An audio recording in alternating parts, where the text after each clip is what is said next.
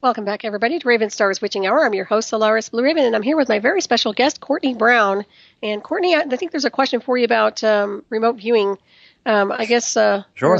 from Cindy Lou in the chat, Richard Allen Miller cautions to stay away from remote viewing because if you can see them, they can see you. What is your take on that? Stay away from remote viewing because of what? If you can see them, they can see you. No. That we very, very, very rarely ever, it's almost never happened where you're remote viewing something and that being can see you. Now, the exception is extraterrestrials. When you remote view extraterrestrials, many extraterrestrials, this is very commonly, they turn right around and they look straight at you, they look straight in the face. So they look you straight in the face. I mean, so it is true, but when you're looking at humans don't see you. Mm-hmm.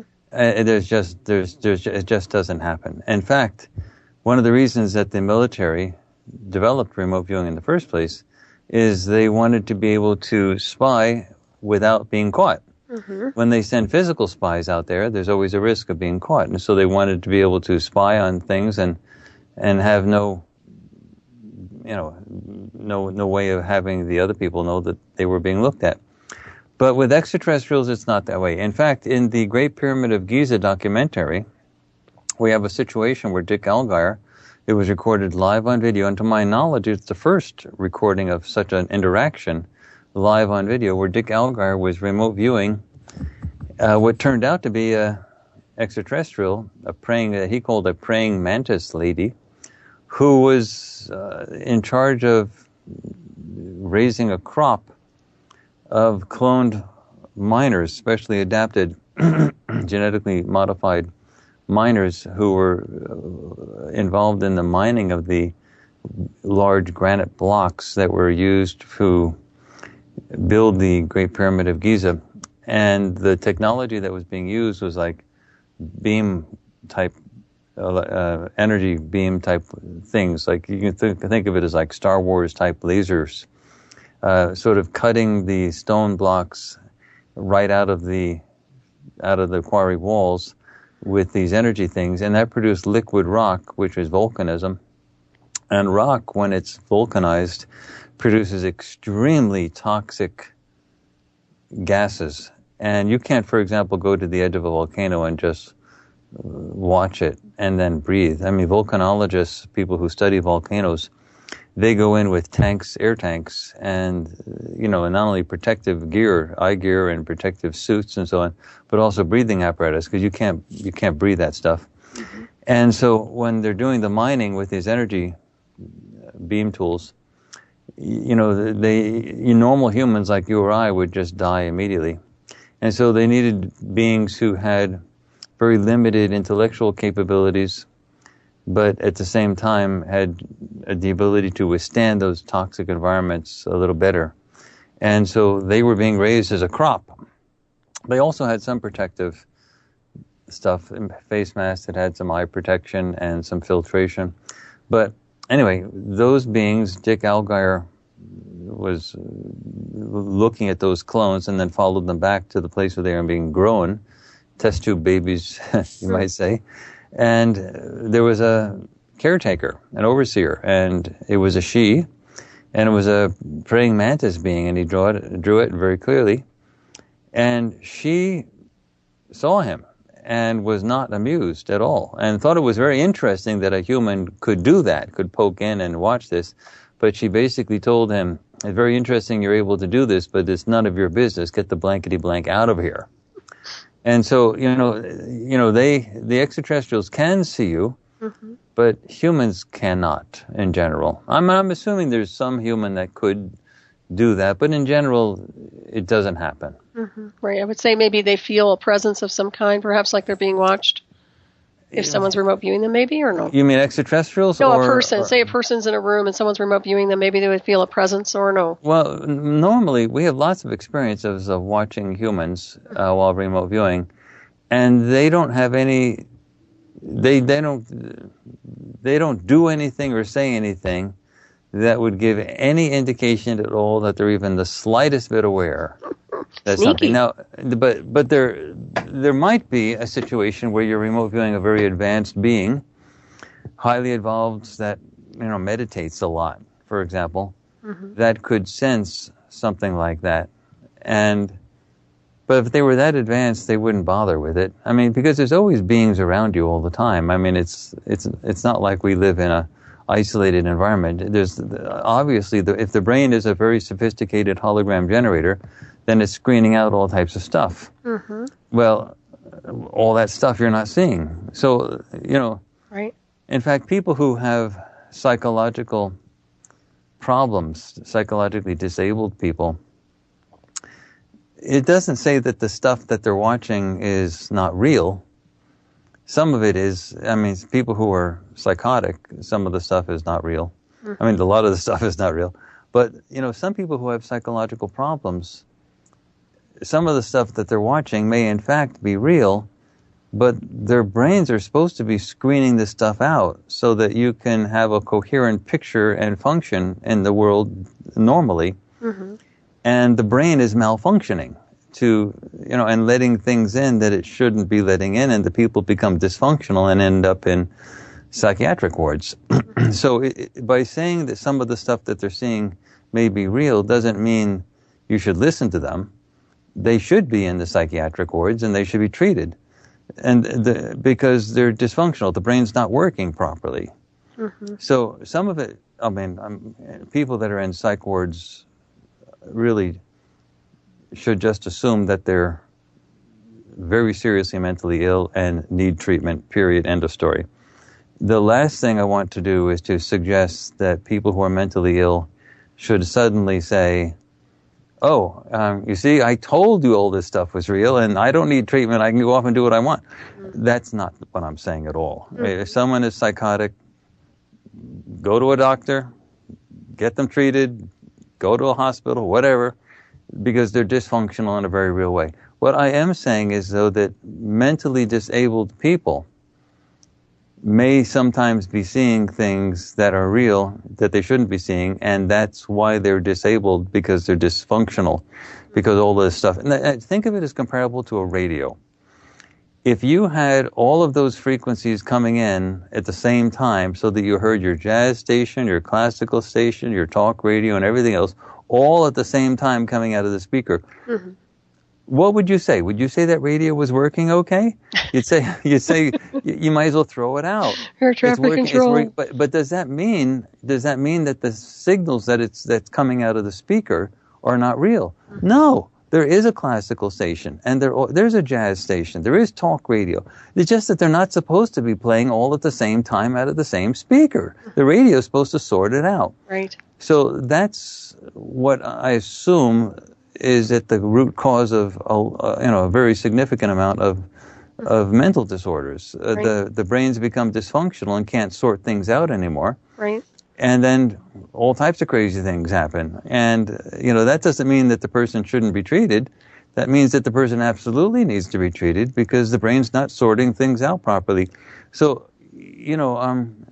extraterrestrials, on the other hand, have a capability of not only perceiving these things more easily, but also sorting them out. That's the difference. By the way, this also leads me to a soapbox. Okay. Where I just say about drugs, because psychoactive drugs are becoming more and more active and more and more used, and marijuana, for example, is becoming legal in state after state after state. And I am not in the slightest bit arguing for the continued criminalization of marijuana or something. I think the whole thing is ridiculous. But on the other hand, I do want to say that I am strongly opposed to the use of psychoactive drugs of any type. And that's because you have a brain, and the brain is like your radio receiver or like a car, and it works really nicely, but it's delicate. And when you use psychoactive drugs, what you're actually doing is throwing a monkey wrench into a very, very sophisticated piece of machinery.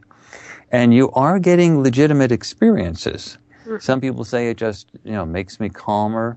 Some people would say that it, frightens them, or shocks the devil out of them, and they have paranoid effects. Some people say it's a psychedelic experience. Some people say this, some people say that. The point is, you're screwing with the machine. Exactly. The machine is an extremely delicate device. And when you use drugs, you are getting legitimate experiences, but they are uncontrolled experiences. And you do leave a residual element with the machine, meaning the machine is no longer really virgin. It's no longer the same when you use drugs, especially over an extended period of time. And it's not a good thing, in my particular view. Now, that does not mean that the authorities should be involved in criminalizing this stuff and throwing people in prison. We have the highest prison population on the planet Earth, bar none, by many, many, many, many, many times. And that doesn't mean that we've got a lot of bad people in our society. It means we have a very dysfunctional system. The whole system is dysfunctional in a very real way. And so we don't need more people in prison, but on the other hand, just on the level of education, you don't want that brain to have uncontrolled experiences. I agree. And so I don't, for example, even drink tea and coffee because of the caffeine effect. That's very mild psychoactive properties, caffeine, but I just avoid even that. And so, I treat my brain the way Paul Newman, it's the famous late actor and also race car driver, the way he treated his race cars. They were finely tuned devices. They worked great, and he was a great race car driver, and he loved racing. But he knew those machines were really well tuned and really perfectly, in order. And that's the type of machine he liked to race. And so it's fun to be in a race car where the race car is perfectly humming. Well, it's fun to be in a body with a brain where the brain is perfectly working exactly the way it's supposed to work without any type of, sugar in the gas tank. I so agree with you. I so agree. You know what comes to mind, too, because, my background is more towards the psychotronic warfare and covert technology, and you realize that there has been deployment of psychotronic warfare onto the brain in the past, and I'm just curious as to what your take is on that, because, that's hacking into the mind, that's mind hacking, and it's destroying neurons, and it's completely screwing up the wiring. What is your impression of that, if you have any information at all? Well, I don't have firsthand information of it, but I have been told of some of the remote viewing stuff that the military is doing now. Well, you could sort of say it's firsthand in the sense that people were involved actually in it. I heard it from them, but that doesn't. The basic idea is the military is interested. Now, of course, the official remote viewing projects that started this whole remote viewing field closed down in November of 1995 when it became public. But everyone that I know and trust as a reasonable person assumes that they started it up immediately afterwards in a much bigger way. And it goes on to this day in a much bigger way.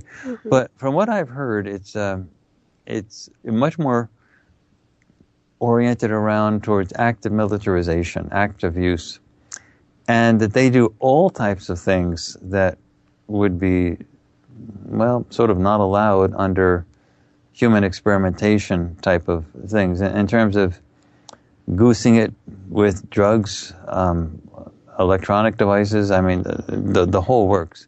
I've heard that they are actively trying to use it in battlefield conditions where, for example, you have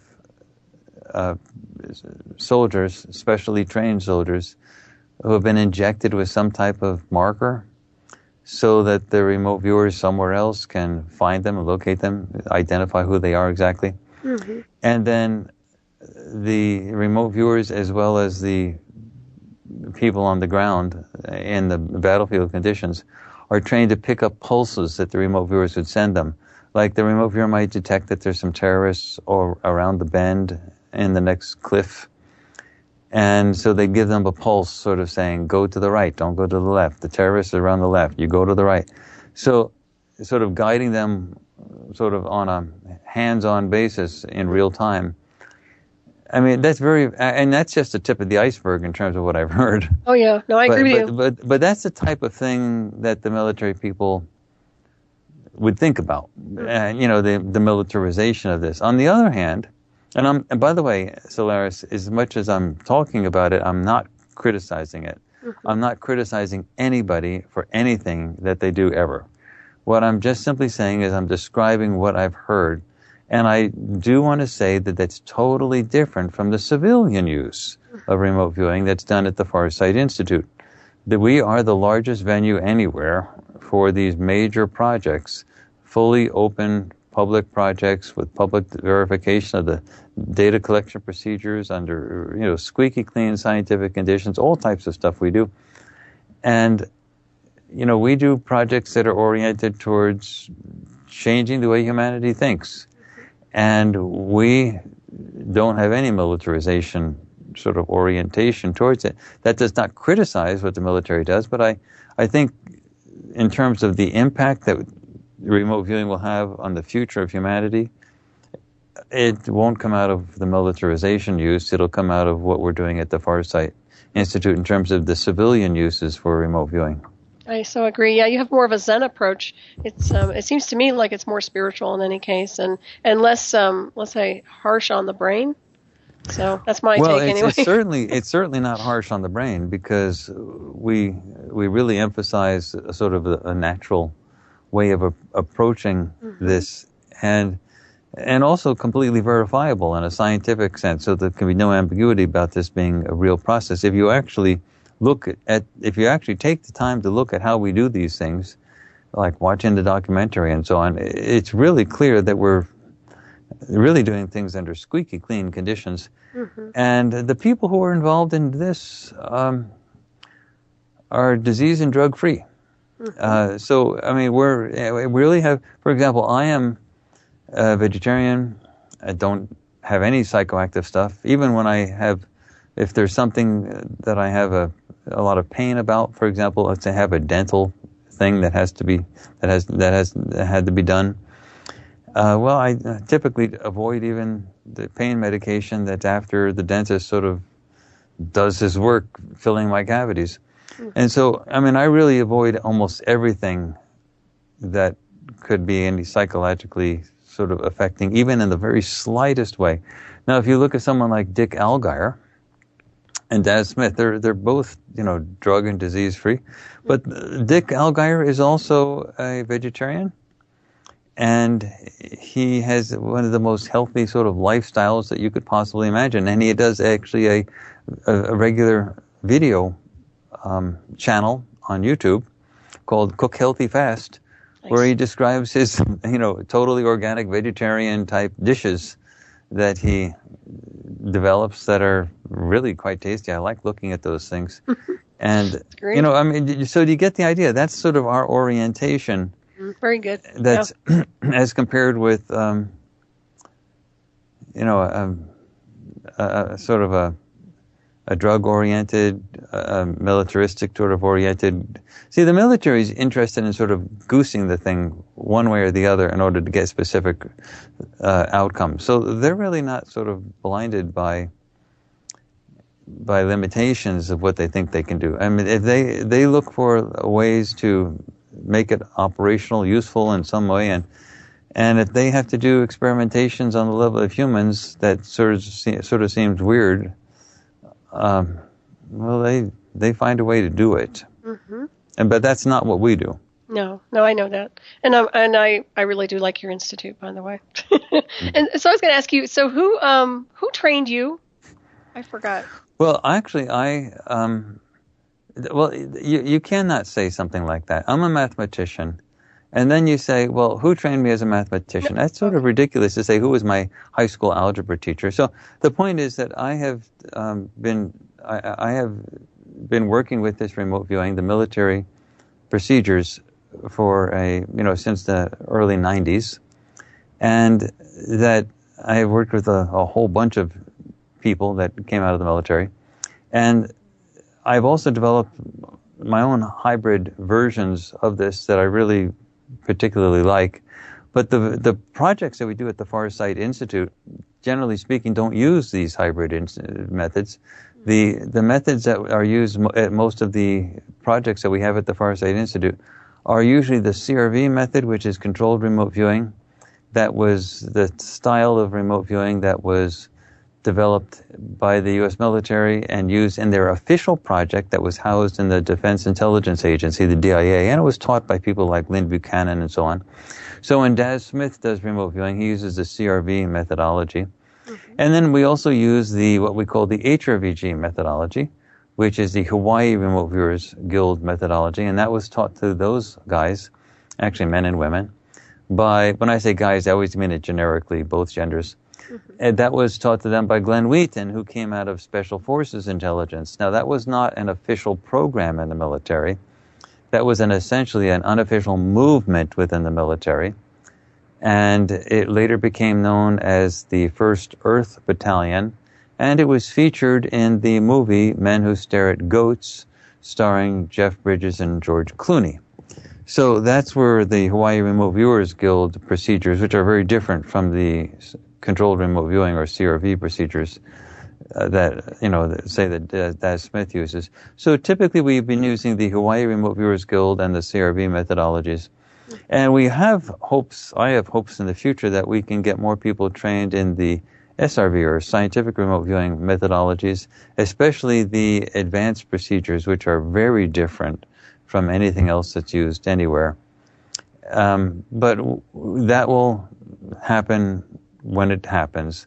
We have hopes that type of training can be done in places like Africa, where we're really hoping that will work. Yeah, we have some problems training in the United States for a couple reasons.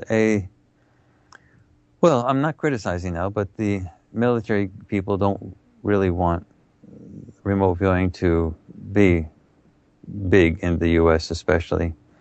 They really like to tap it down. And so in order to get it taught to sufficient numbers of people that we can use it on a good basis, it's better to do it elsewhere. Secondly, there's too much money in the United States, so that when you teach people how to do remote viewing in the United States, no matter what they say, a couple years goes down the line and they're finally getting good enough to be useful to you, to get projects done, and they leave and they run off with some of the other remote viewers and they start up their own thing because they want to be their own gurus and start up their own thing, and the dollar signs are all over the place, and they start chasing tuitions from students and they want to become the big cheese. Well, that's fine. There's nothing wrong with wanting to do that, but you invest usually often for no financial benefit to yourself, years for training these people, and suddenly they disappear. So one of the reasons we want to train in Africa is that there's no money in Africa. So you can train people how to do remote viewing, and you can pay them to do their sessions, and they're not going to go anywhere because there's no money to be gotten. Meaning they're not going to leave you and try to become their own gurus and set up their own stuff so that they chase tuition dollars, because there's no tuition dollars to chase.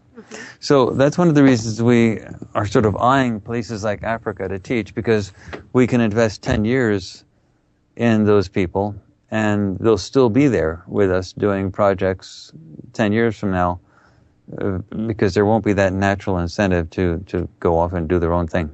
So anyway, but we haven't gotten to that point yet. We hope to do that, and there are some limitations to when we can do this. I mean, we have to do it pretty soon, but we don't have the financial resources to do it yet. But things seem to be falling into place that we'll be able to do that in the somewhat near future. The limitations that we're facing are that there's very few people that are sort of at the level of capability that, you might compare it to, say, Lang Lang playing the piano in Carnegie Hall. There's very few people at that level, but in the remote viewing. And those people have their own financial and other constraints. For example, Daz Smith is severely stressed financially because in today's job market, he's a graphic artist by profession. And he simply doesn't have enough money to pay the bills. There's just not that much work out there, even though he's a really good graphics artist. And so he's actually been talking about leaving remote viewing permanently to get manual work, to pay bills, to buy food put in front of his family's faces. So, and Dick Allgaier, he's retired. He suffered a concussion a few years back, lost his job as a celebrity newscaster in Hawaii as a result of that, which he did for 30 years. And he's retired, and I don't know how many years I can press him into service to do these things. He doesn't need the money for doing remote viewing. So, it's a really question of, we don't have enough people trained at this level, that capability, and we really shouldn't be dealing with a situation of 2 or 3 people. We need like 200 or 300 people doing this, so that we're not sort of got this juggernaut of and not enough people. So anyway, we have to deal with this training situation pretty soon, because Dick Allgaier is getting older and Daz Smith has financial issues. So we really need to solve this. But right now, the big emphasis is on getting more projects done with the remote viewers we have, so that we at least have a string of projects. And we've done some amazing projects at the Farsight Institute.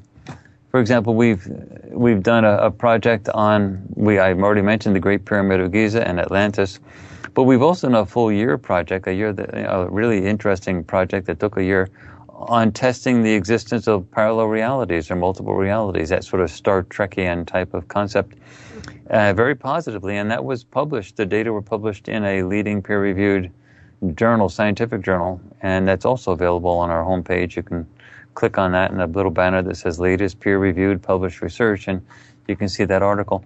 Nice. But we also did a project on climate change that was extremely successful between 2008 and 2013.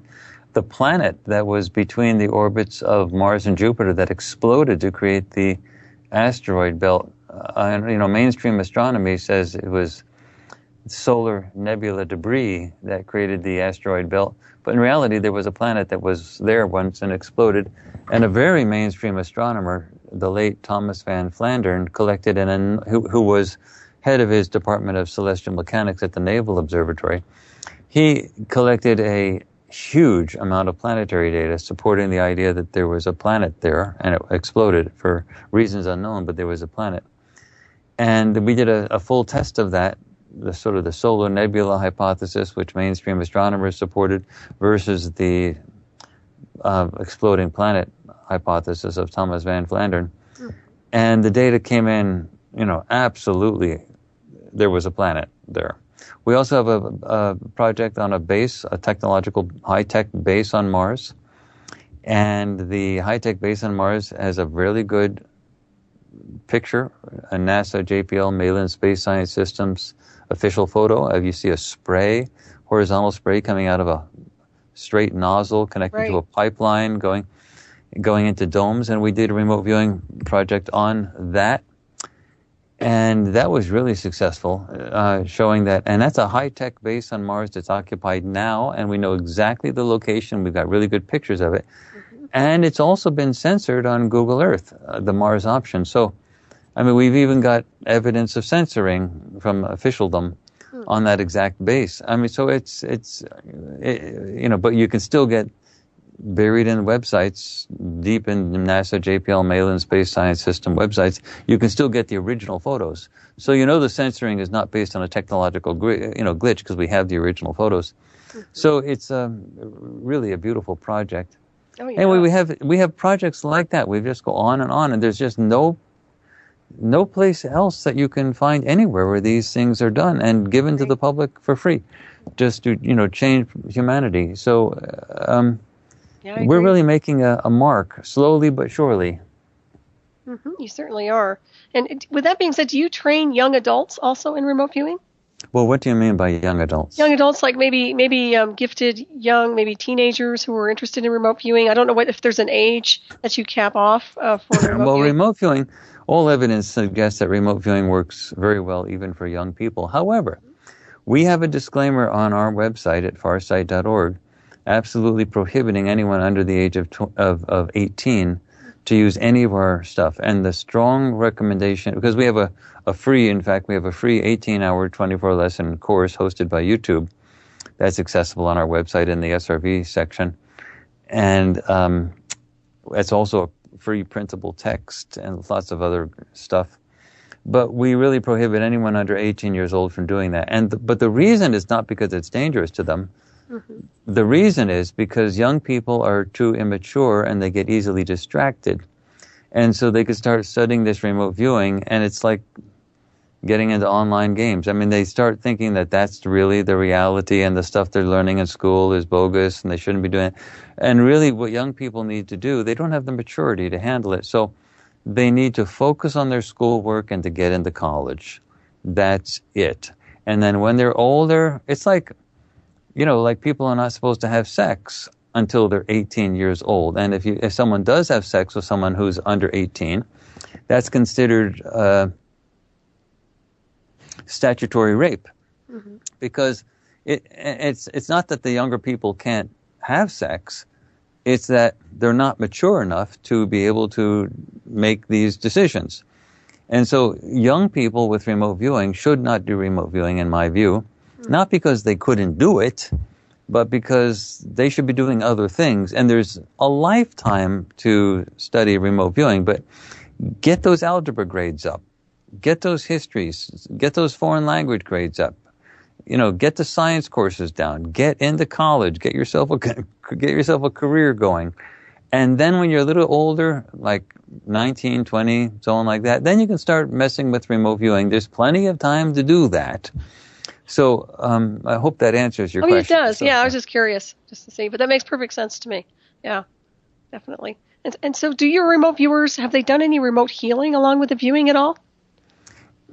Some remote viewers like to dabble in remote healing, but we don't.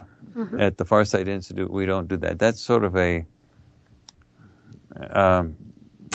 remote viewing as we use it is passive perception of something, and you report back and you describe what you perceived. Mm-hmm. Remote healing is a form of remote influencing where you're reversing the process, where the remote viewers are actually trying to affect something at the target site, like help heal somebody. But there's a couple reasons we don't do it. A, we don't know enough about it. And the only way you can actually interact with something at a distance is by putting yourself in a state of superposition with that thing.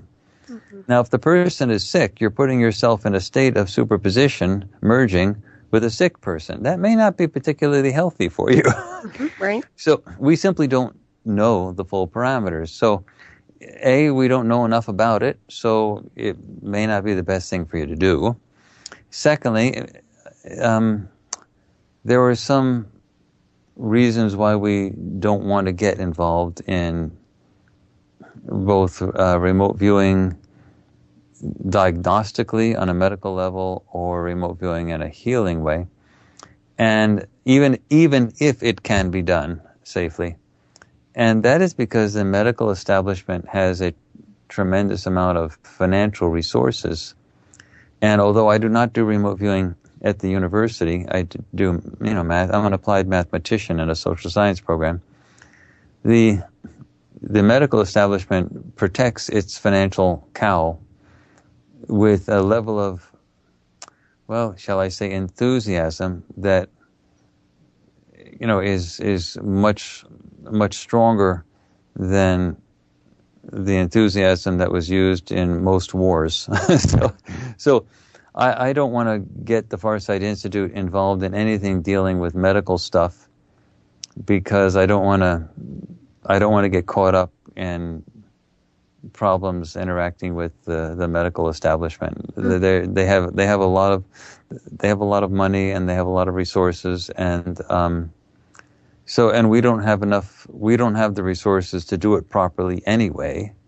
So rather than to dabble in it and then get kicked in the teeth, I'd rather say, we'll hold off on medical application type stuff until we have more resources and can do it properly.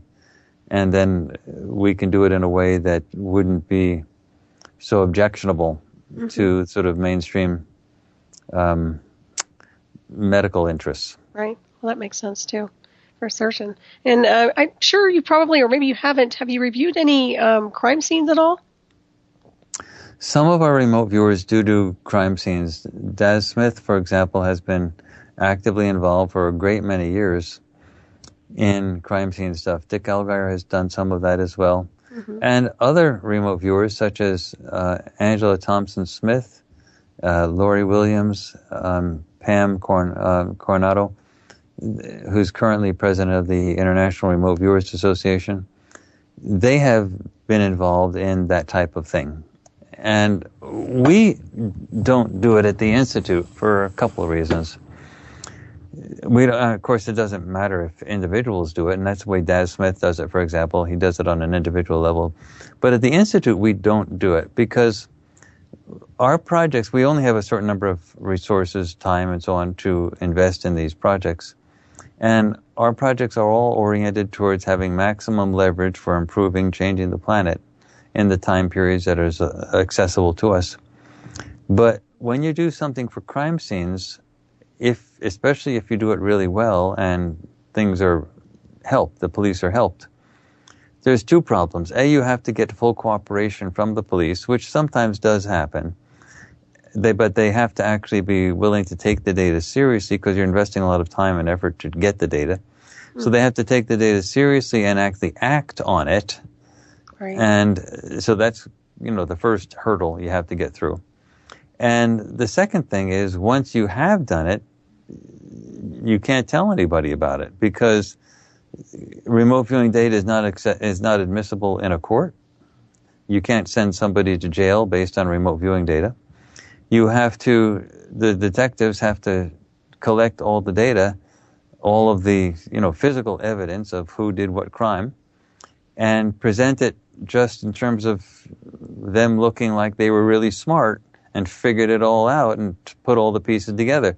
They can't actually tell the judge that it was based on psychic information coming in from remote viewers. So, right. So you end up doing a lot of work and getting absolutely no credit for it. So you're not helping the planet in any way. You may think that you're trying to help catch the bad guys, and maybe you are in some way doing that. But the reality is, it's a contribution that you're making that nobody will recognize. Even the people who you helped won't mention it even in the court. So it's like, why did you do it? What is the actual leverage? What is actual beneficial? What is the actual benefit from it? So that's why with the Farsight Institute, we only do major public projects where everybody can see what we've done. We invest a lot of time in our public projects. We want everybody to see what we've done, and we want to get credit for doing what we've done.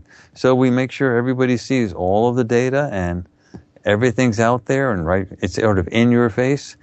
And we don't want to deal with things like we help somebody out and then we're hoping that they'll confess that we did a really good job. We don't want to go there. We just, we want to put everything out sort of in an open and obvious way and not have to rely on somebody else sort of fessing up and telling them how good it was that we helped them. Right. So anyway, that's why we don't do crime stuff at the Farsight Institute. There's no immediate payback or even long-term payback for the Institute or for helping humanity. But with that said, there are some remote viewers who have done some amazing stuff for crime people, and the very fact that you're asking about that is sort of proof that its effect is very limited because you don't hear about it. No, not at all. And when you say you're helping the planet by these projects at the Farsight Institute, how does that, is it raising awareness and consciousness? How is it helping the planet? Well, what will eventually happen is that there will be a huge demonstration of remote viewing that will be covered by the major media. And when that happens, that will be the major tipping event where remote viewing will be finally acknowledged by all the mainstream as being a real thing. And when that happens, a whole huge house of cards is going to collapse. with regard to, say, courses that are taught at the university level everywhere. There's going to be a planetary change in the way people think. Not only are we going to understand the real nature of physical reality and non-physical reality, but we're also going to understand the substantive results of projects that have been done, such as the history of humanity, history of our civilization, the history of the hominid species, the history of our planet, all of which is different from what you're taught in schools. For example, in physics, you're taught that quantum mechanics and relativistic physics are the bottom line in terms of the descriptions of physical reality. But those theories are 100 years old. There's been no fundamental changes in the theories for 100 years. They're still talking about quantum mechanics as it was developed 100 years ago, and same with relativistic physics. So there's a huge amount of data that have come in that totally contradicts those as being the bottom line, the end of the story. Okay. And all of that is suppressed at the university level. No one is allowed to teach that stuff and to raise these new data. In archaeology, there is lots of evidence that clearly indicates that humans didn't evolve the way you're taught at the university, that we didn't pop out of apes a couple 100,000 years ago, that the first anatomically correct humans were 200,000 years ago, and so on. It just didn't happen like that. And that even 70,000 years ago, there was a major technologically advanced society that was a little bit more advanced by about 100 years than we are today. And it destroyed itself. And it was our ancestors. And there's a ton of archaeological data to support this. And, for example, Michael Cremo wrote a book called Forbidden Archaeology, detailing, it's a really fat and really well-documented book, detailing tons of archaeological stuff that's just simply banned at the university level. And I'm not talking my university, I'm talking all universities. Yeah. And Robert Schoch, for example, the Boston University professor, he's written a recent book, Forgotten Civilizations, talking about civilizations that are way older than the 3,000-year-old Egyptian civilizations, as that mainstream says is the first. And before that, we were hunter-gatherers. But he's got civilizations and very, archaeological stuff like Göbekli Tepe and Easter Island stuff that clearly indicates major civilizations existed way, thousands of years prior to all of that. Mm-hmm. And so, all that stuff is simply not taught at the university levels. And so what you're going to get with the revelation that remote viewing is a real phenomenon is a house of cards that covers a great many disciplines and a great way of, a dominant way of thinking across the entire planet.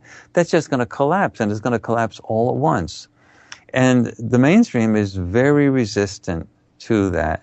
So how is it going to happen? It's going to happen catalytically because of the stuff we're doing at the Far State Institute. We're the only venue that's doing this. There is no other place that these type of studies are happening.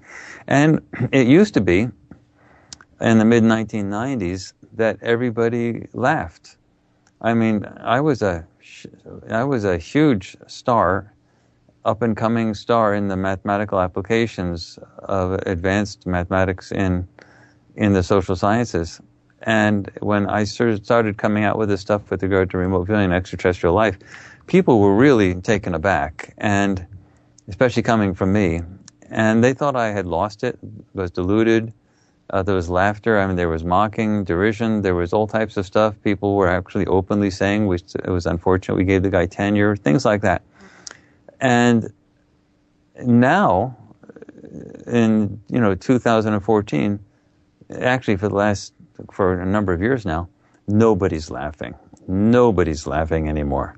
It's like a waiting to exhale moment. The mainstream scientists, they're all very, very worried because they really do see that, it's never good to bet against a smart guy who never backs down.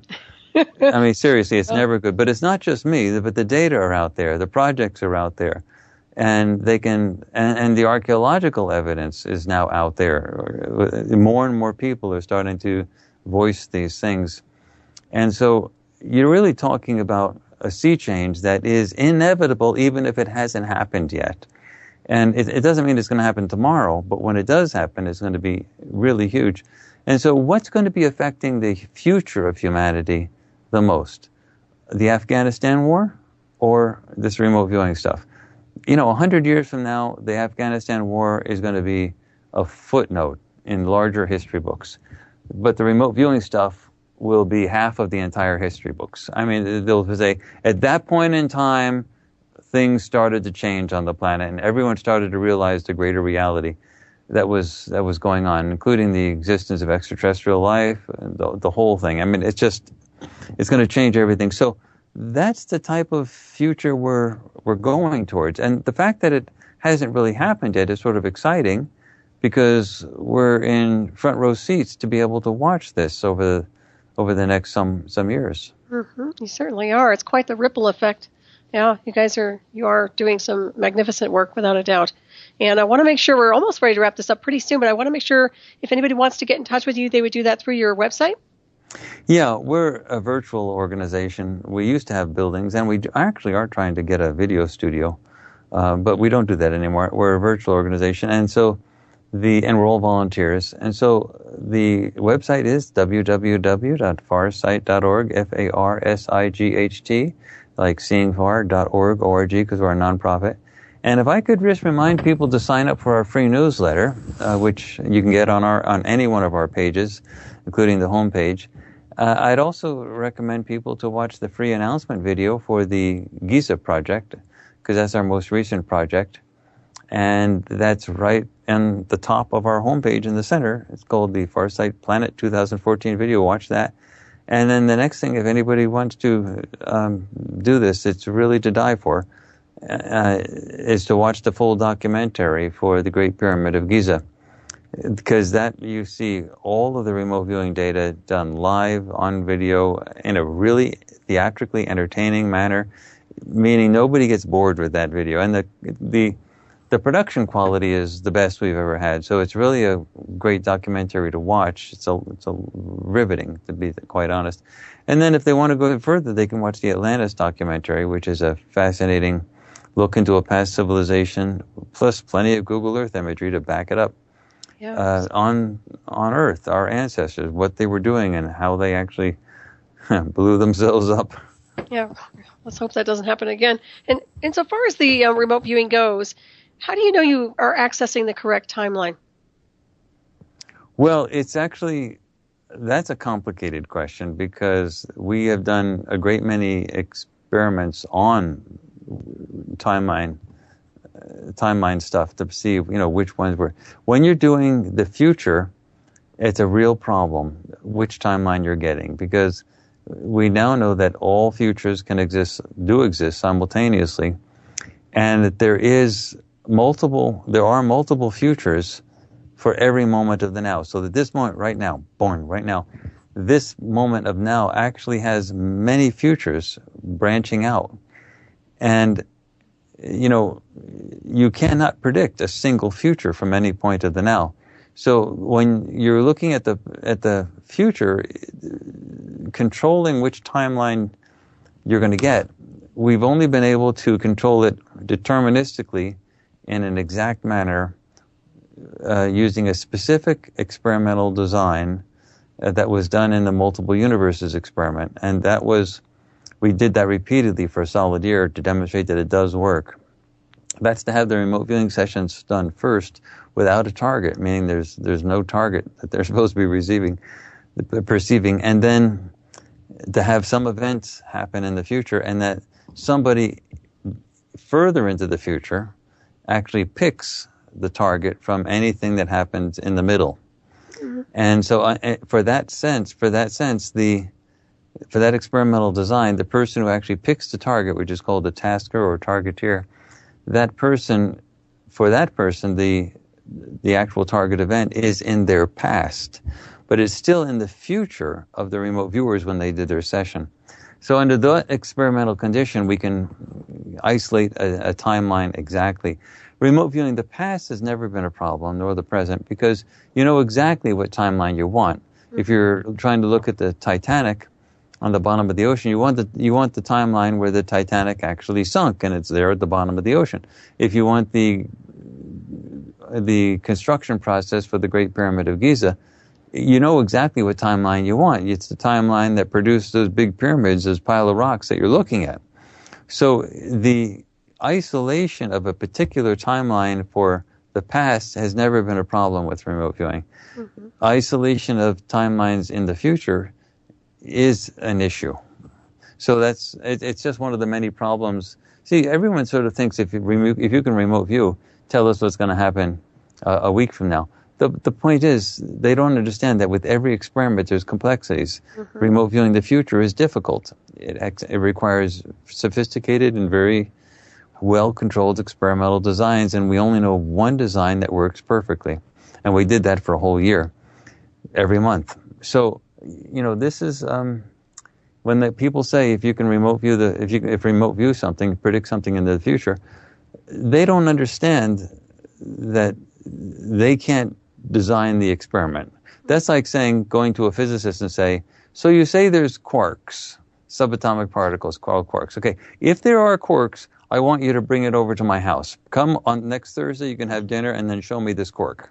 Well, you can't do that. A physicist will say, no, I can't do it. This has to be done in a laboratory. You can come to my laboratory and watch the specific experimental design in operation to see it. And then the other person would say, see, then you're lying. You're not willing to bring the quark over for dinner. So what can you do when a person is an idiot like that? So when people say, okay, if you can remote view, tell us what's going to happen next week. They don't know that they're acting like an idiot, but they are acting like an idiot. Things are more complicated than they think. Oh, yeah. And they're not learning about the complications. They're just posing these ridiculous challenges that expose their ignorance to the science and the field. But nonetheless, we have to deal with that at the Institute, and that's my job as sort of the front man for the Institute, the guy that people see, to explain this stuff over and over and over until people finally sort of get it and realize, wow, it is sort of a complicated situation. It's not so simple. Mm-hmm, exactly. And, I was curious if you do you dream at night? Are you the type that dreams or no? Well, not only do I dream, just like everybody else, whether they remember them or not. But see, when you sleep, the body shuts down, and your essential self, the real you, is free and can go back to living the way it was before you were in the body. But when you wake up, you reconnect, and so much happens in the non-physical realm that you really can't get much of it in. And so the dreams don't last very long as the conscious mind processing takes over. And so what I do with my dreams is I have a pad next to my bed, and when I have a dream, I write it down because I know I'm going to forget it just like everybody else. And I keep a journal of my dreams that I type in every morning, and so I keep track of them. And in fact, I do get a lot of information from my dreams. Very often, I go to bed needing something solved or needing some information, sort of a complexity, sort of a problem I'm facing. And I'll say to my inner self, higher self, whatever you want to call it, I could really use some help in this particular thing. Could you get me a dream and help me remember it so that I could get some sort of sense of what's going on? And sure enough, I'll usually get a dream and I'll write it out during the night, and then type it in the morning. I also find that it's useful not only to write the dreams down, but after I type them in, to have an interpretation section and to force an interpretation. Mm-hmm. Because a lot of times the higher self can't convey enough information in a dream to make it sensible to you. So it has to package it in symbology. It has to package it in a way that would make sense, but you have to interpret it. For example, it might have me dreaming something where I'm in a military environment. Now, that doesn't mean that it's saying I'm going to be in a military environment, but a military environment is an environment that's highly controlled, highly structured. And so it would be telling me that there's some type of highly structured environment around which there is hierarchical control and inability to sort of just do whatever you want. Mm-hmm. And I'd have to be able to interpret that and sort of fix, and sort of figure out what I'm doing in the dream, how that would match up with sort of a very rigid environmental structure around me. And so there's an interpretation. If you force yourself to interpret the dreams, you eventually get to be sort of good at it. Oh yeah, but absolutely. again, it's the higher self giving you information, and it's doing the best it can. There's a what you might call very narrow or low bandwidth that it has to work with. It can only get so much information before there's very often a sense when you actually have a dream that the dream was really big and really complicated, but you're only getting the nutshell, and you sort of have the sense that it's only a very bare skeleton of what actually did happen. So you're copying that down, writing it down, and then you've got to sort of figure it out afterwards. Well, the higher self knows all that, exactly. And so it's trying to package the essential message in a container that you'll be able to sort of figure out. And so it uses symbology and anyway, it's sort of complicated. Anyway, I have found for my own dreams that it's very useful not only to record the dreams, but to force myself to interpret them in writing. And Courtney, we're getting ready to wrap it up right here. I just want to thank you so much for being on the show this evening. And it's always a pleasure and an honor to have you on. So come back anytime you feel guided.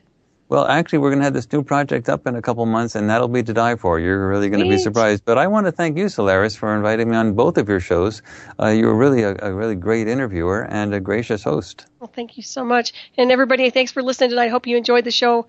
And stay tuned for Shiny Side Out with David Dunger and Becky coming up next to sail you into the night from down under. And I want to make sure everybody has a great week. And once again, your website again, Courtney, or any way they can get in touch with you? www.farsight.org, farsight.org. Sign up for the newsletter and watch the Great Pyramid of Giza. Excellent. Thank you so much, Courtney. Have a great week, everybody.